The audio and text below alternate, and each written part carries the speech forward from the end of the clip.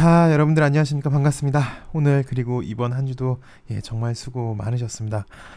정말 추운 날인데 여러분들 건강관리 잘 해주시고요. 날도 추운데 주식시장도 엄청 춥습니다. 여기저기 다 한파의 모습이네요.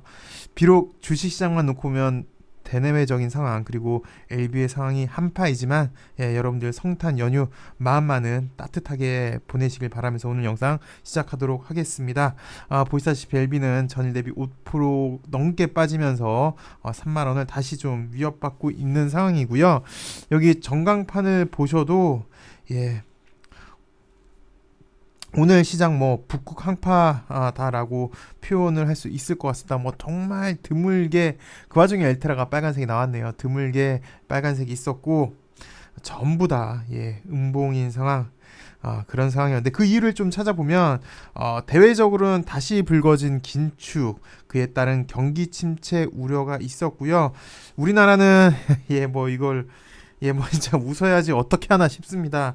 매년 이맘때면 나타나는 악법, 대주주 요건을 얘기하는 건데 양도세 회피 물량이 올해부터는 이제 정말 바이바이 안 볼 줄 알았는데 대주주 요건은 기존과 동일하다라는 소식에 이 대주주 요건 회피 물량 때문에 단기적으로 좀 수급이 꼬여졌습니다. 특히 이제 성장성이 높은 개인들이 많이 보유한 이제 코스닥이 좀 더 심했고 2차 전지 요쪽 성장성이 높은 쪽이 훨씬 더 심했고요. 바이오도 마찬가지고요.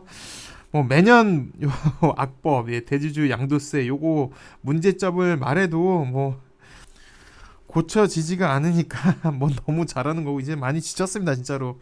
그래서 그냥 올해는 이렇게 넘기고 그냥 그러려니 합니다. 더 이상 정치인들한테 바라는 것도 없고요. 그래도 그나마 다행일까요? 금투세는 2년 유예는 됐고요. 관련 소식을 한번 살펴보도록 할게요. 대주주 양도세 기준 유지에 올해도 연말 매물 폭탄 공포가 있다. 주식 양도세 대상이 되는 대주주 요건이 10억으로 유지가 되면서 매년 연말마다 나오는 매물 폭탄 우려가 커지고 있다. 대주주 양도세 기준이 12월 27일.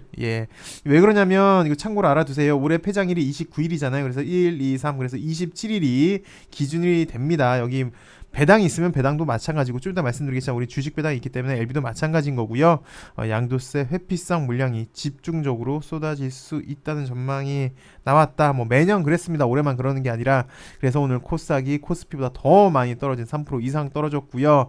아무래도 개인 투자자 비중이 높은 코스닥 시장에서 특히 성장성이 높은 섹터에서 양도세 회피성 물량이 쏟아진 영향이 큰 것 같습니다. 기본적으로 주식은 양도세는 없어요. 대신 거래세는 있잖아요. 알아서 우리가 살 때마다 빠지고 팔 때마다 빠지는 거래세인데 양도세는 없습니다. 대신 그냥 우리 일반 주주들이 근데 이렇게 대주주가 된다면 이렇게 양도세를 부과를 해요. 그래서 대주주 기준은 10억 이상 보유하고 있거나 또는 지분율이 일정 수준 이상 이런 사람들한테는 이만큼의 양도세를 먹이는데 글쎄요. 이 10억이라는 게 과연 물론 큰돈입니다만 현 상황에서 과연 이것도 가족 합산이 10억인데 과연 누구를 위한 법이지 말하기 그렇지만 여하튼 그랬고요.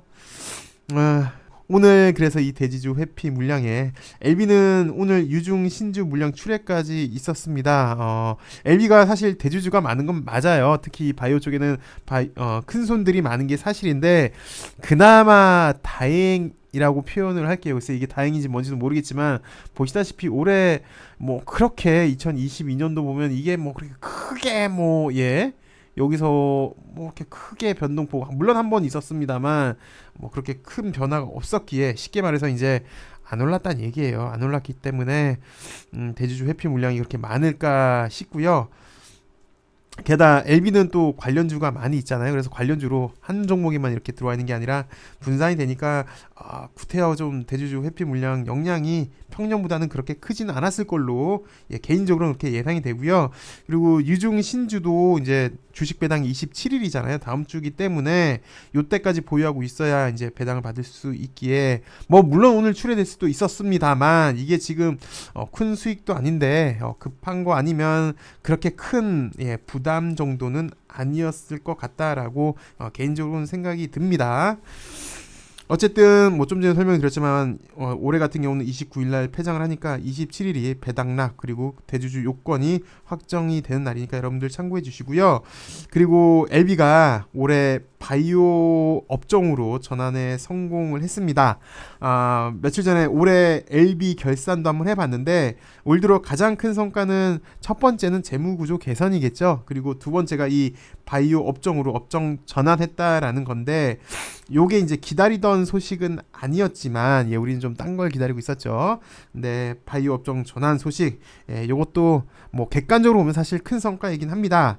그런데 요게 M&A를 통해서 했다는 거 자력으로는 해결하지 못했다라는 한계는 분명히 있습니다.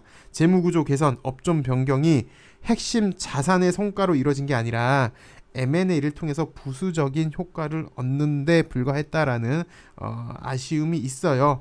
뭐 이걸 또 역으로 보자면 아직 핵심 자산은 살아 있으니까 여기에 대한 기대감이 아직도 있을 수 있는 거긴 한데 뭐 어쨌든 업종 전환 효과를 보시면 여기 주가행에서 아주 자세히 잘 표현해 줬으니까 여러분들 한번 살펴보시면 될 것 같고요.